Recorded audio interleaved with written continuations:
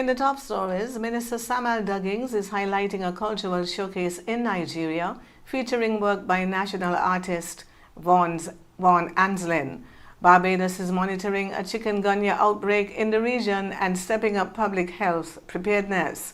And the United States is pushing a ceasefire proposal as the Iran conflict continues to escalate.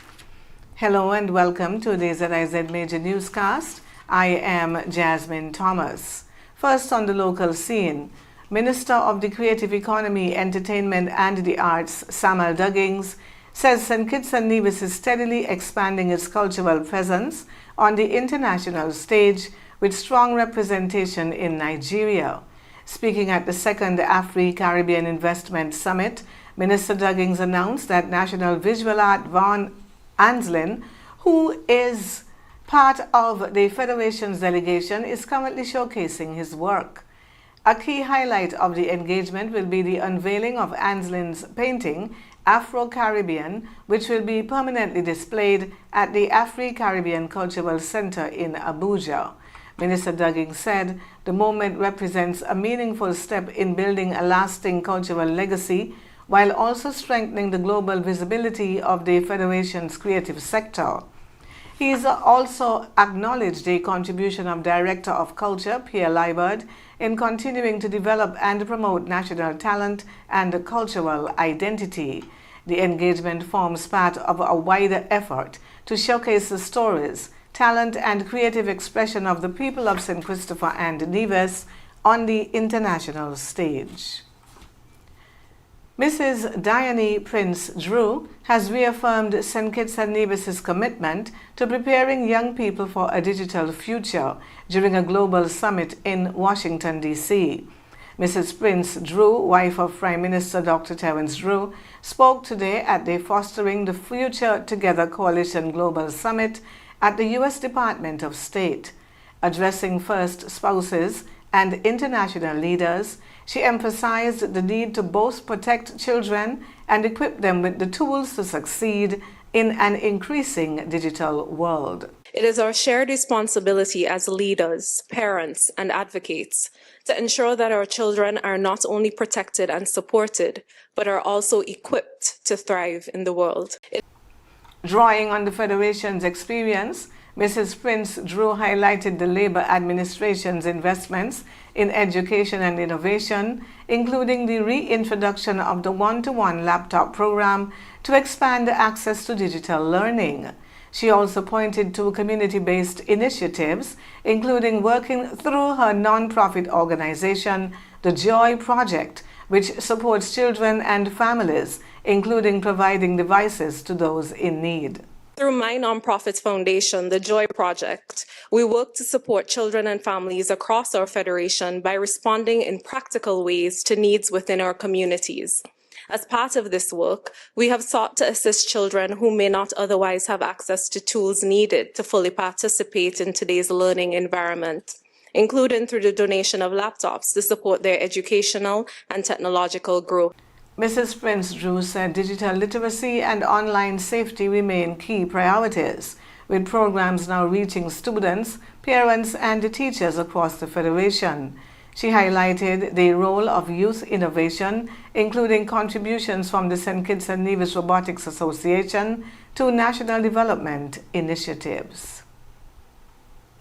Sailors from St. Kitts and Nevis delivered strong performances at the Budget Marine ILCA and Optimist Open Regatta held in Falmouth Harbour, Antigua on Monday. Grayson Burrell secured first place in the Optimist Advanced Fleet, continuing his consistent run on the regional circuit. Abjith earned third place in the ILCA 4.7 class, becoming the first sailor from St. Kitts and Nevis to reach the podium in that category at a regional event. Both athletes competed against a strong field and delivered disciplined, controlled performances throughout the regatta. The results add to a growing list of competitive showings by young sailors from the Federation in regional competition. The St. Kitts and Nevis Sailing Association offered congratulations to the athletes and recognized the support provided to them by their coaches, families, and clubs. And now for a look at news on the regional scene. The Ministry of Health and Wellness in Barbados says it is closely monitoring chikungunya cases in the region following an outbreak in Suriname. Health officials say more than 1,100 cases and 1 death have been reported in Suriname up to the end of February this year. While there are currently no confirmed cases in Barbados, the ministry said 12 cases were recorded in 2025. Chikungunya is spread by the Aedes aegypti mosquito, the same vector responsible for dengue and Zika, and remains an ongoing public health concern. Symptoms can appear within 3 to 7 days and include fever, headache, muscle and joint pain, fatigue, and rash, with joint pain sometimes lasting for extended periods. Health officials say there is no specific antiviral treatment, with care focused on managing symptoms through rest and fluids. Across the region, the public is being advised to take preventative measures, including using insect repellent, wearing protective clothing, and eliminating mosquito breeding sites. A new partnership between a major cruise company and the Global Conservation Group is expected to support sustainable development and ecosystem protection across the Caribbean. Carnival Cooperation says the 3-year initiative in collaboration with Conservation International will provide training, technical support, and small grants to local entrepreneurs. The program is expected to benefit ecotourism operators, fishers, and artisans who rely on the region's natural resources. Officials say a key focus will be the restoration of mangrove forests, which play a critical role in protecting coastlines, supporting marine life, and strengthening climate resilience. The initiative will also support community-based projects, encouraging sustainable business practices while helping to preserve the region's biodiversity. Carnival says the project forms part of its broader sustainability goals, with funding also supported by on-board programs that allow cruise passengers to contribute to conservation efforts.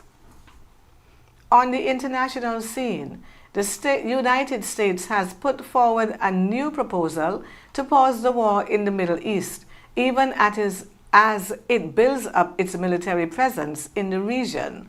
Officials say Iran has received a 15-point plan aimed at securing a ceasefire, including sanctions relief, limits on its nuclear and missile programs, and the reopening of the Strait of Hormuz. However, Tehran has not confirmed receiving the proposal and has publicly dismissed diplomatic efforts while continuing attacks across the region. Those attacks have targeted energy infrastructure and key locations, fueling fears of a global energy crisis and driving up oil prices. At the same time, the United States is deploying additional forces, including paratroopers from the 82nd Airborne Division and thousands of Marines and soldiers. Mediators are now pushing for direct talks between the two sides, which could take place as early as Friday. And Denmark's general election has ended without a clear winner, leaving the country heading into negotiations to form a new government. Prime Minister Mette Frederiksen's Social Democrats remained the largest party, but lost support compared to the last election, securing just under 22% of the vote. Neither the left nor right bloc won a parliamentary majority, setting the stage for coalition talks that could take weeks. Foreign Minister Lars Løkke Rasmussen has emerged as a key power broker, with his centrist party in the position to decide whether Frederiksen can secure a third term. Despite the uncertainty, Frederiksen says she is ready to continue in office, stressing the need for stability and global tensions. The campaign was dominated by cost of living concerns, with issues like pensions and taxation resonating more with voters than foreign policy matters. Denmark's political system typically produces a coalition government, and negotiations are now expected to determine the country's next leadership. We now take a look at the weather.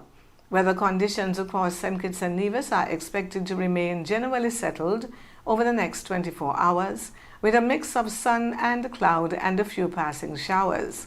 Today will be partly sunny with a moderate chance of showers at times. Temperatures are expected to reach a high of 31 degrees Celsius or 88 degrees Fahrenheit, with an overnight low of 22 degrees Celsius or 72 degrees Fahrenheit. Tonight will be partly cloudy, again with a 40% chance of passing showers. Winds will be from the east at 9 to 28 kilometers per hour or 6 to 17 miles per hour, with some variation at times. Seas will range between 1.2 and 1.4 meters or 4 to 6 feet. Sunset this evening will be at around 6:23, with sunrise tomorrow morning at approximately 15 minutes past 6. That brings us to the end of the Midday Major Newscast. Join us this evening for these stories and more. Thank you for tuning in. I am Jasmine Thomas. God bless you.